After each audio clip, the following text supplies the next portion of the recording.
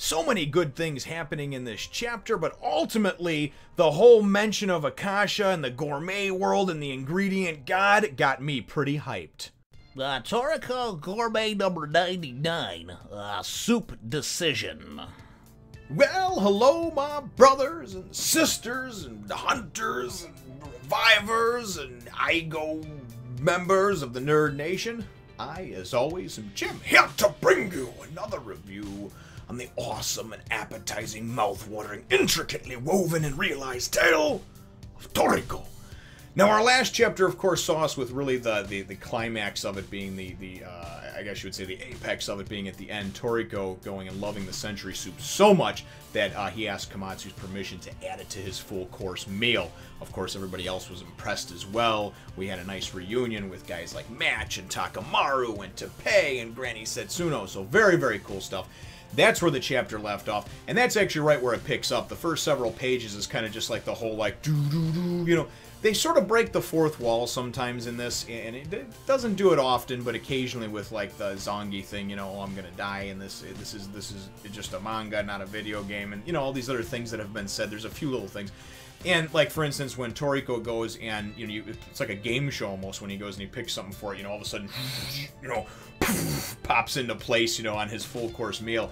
And a couple people make note of it, you know, and so anyway, so you know that it's, and some people, they agree with that, they disagree, they don't like that they do it. I personally don't care. I think it's fine, you know, whatever, because it happens so infrequently that, you know, once every 20 or 30 chapters, who gives a shit, right?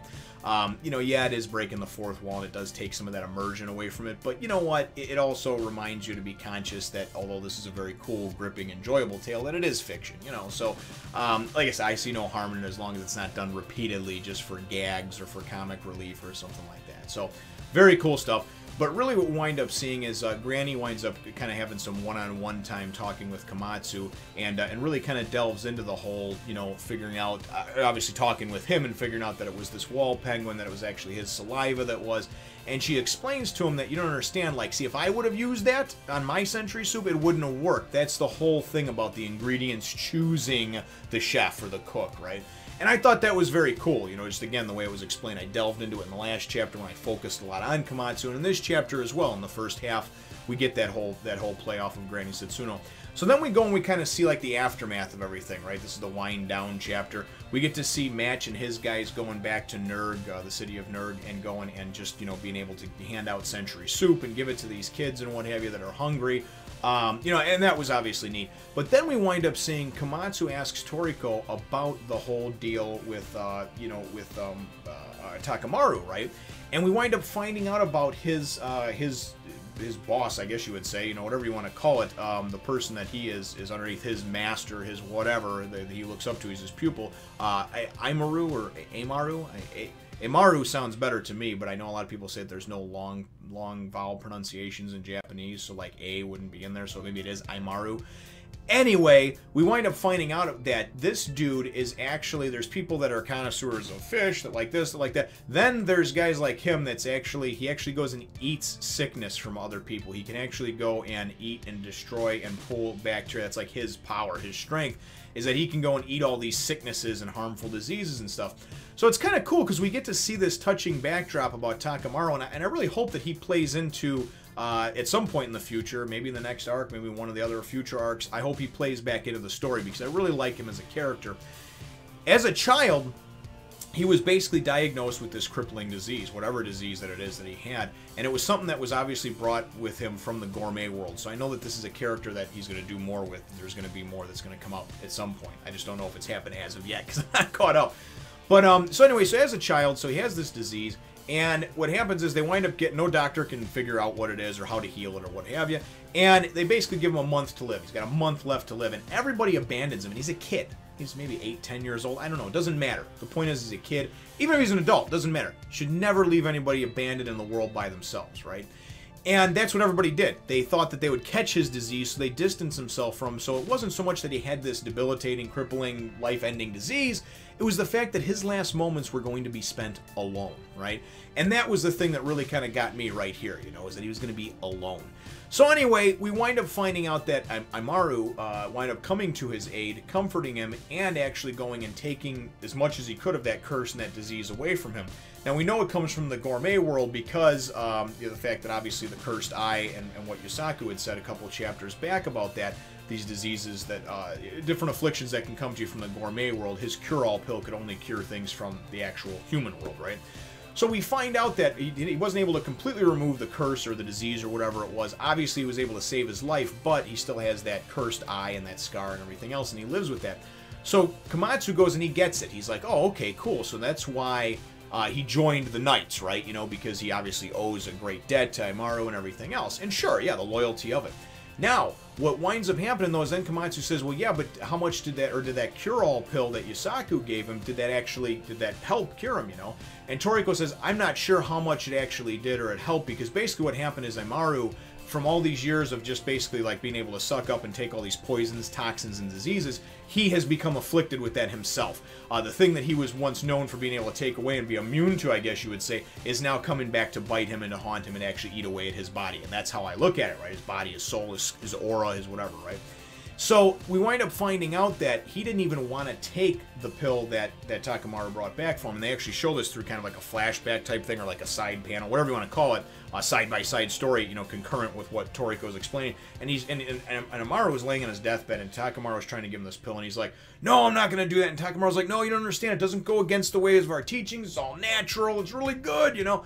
And Amaru was like, no, that's cool, man. I'll just smoke some weed until I die, you know. And anyway, he doesn't say that, but you get the idea. He basically is just kind of like, you know what, if it's my time, it's my time. If I'm going to die, I'm going to die. Shit happens. He's made his peace, right? So what winds up happening, though, is actually something that Toriko told them. The message that Toriko gave to Takamaru to tell Amaru about was what wound up getting him to actually finally take the medicine and try to fight again for life. And, you know, Komatsu, of course, is hanging on, pins and needles. He's on the edge of his seat. He's like, well, what did you tell him?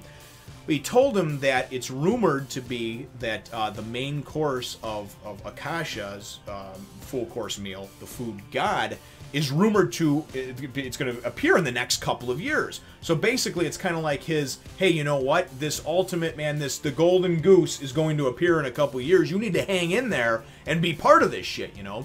So then we kind of see as the chapter goes and winds down and comes toward a close, we wind up seeing this this sort of backdrop in a couple page spread of Amaru and Toriko, younger, obviously, in their younger years, and talking about Toriko's like, I've already chosen this god to be my full course meal, to be in my full course meal, to be the entree, the main course. And he's like, we should race to it and everything else. And at first, Amaru is reluctant. He's like, no, because the teachings of this and that. But then he goes, but I'll race you to it, right? You know, so that's kind of like this pact and this background and history that these two have. The chapter, though, ends with what I thought was a pretty cool scene. They go back to life, and they go back to kind of check in on Yusaku and Sunny, and we see that Sunny's laying on the ground all bloodied and beaten, and he's obviously been taking a pounding. I mean that literally and figuratively. From Yusaku, right? He's been getting the shit beat out of him. And Sunny, we know, is all about like just the prettiness and the beauty of everything. You don't want to get his ass beaten, be bloody and everything else. And Yusaku's like, yeah, Sonny, you're pretty strong for one of the four kings, but you're still not strong enough to go to the Gourmet world. So we find out that Sonny, that's one of the things that he wants to do. Obviously, what he was looking for, that dessert or whatever that was from Akasha's, menu, his full course meal, has to go to the Gourmet world for it. So this is kind of cool. This is the tip of the iceberg, the first sort of hint of, hey, we're going to have to go to the Gourmet world pretty soon, and now we're going to be training for it. So what winds up happening is basically we see an exchange between Sunny and Yusaku. Yusaku, it looks like, has agreed to train and strengthen Sunny for that purpose, to go to the Gourmet world. When? I don't know, but I'm definitely fucking excited about it. So, the chapter winds up ending off, though, of course, with Komatsu and Toriko kind of coming in and having some century soup for him. And, Komatsu's like, oh, we ate some of it on the train and this and that. Anyway, everybody partakes in the soup except for Sunny because, he doesn't think it's beautiful enough because the faces they're making are really weird and stuff, and, he's all kind of weird, just sort of like, oh. Anyways, I like Sonny as a character. I didn't like him at first. I thought he was kind of just a flamboyant ass, but then he kind of grew on me, as many people told me in the comments that he would, and he did. He grew on me. I can't wait to see Coco again. I can't wait to be introduced to Zebra or Zebra or whatever you want to call him.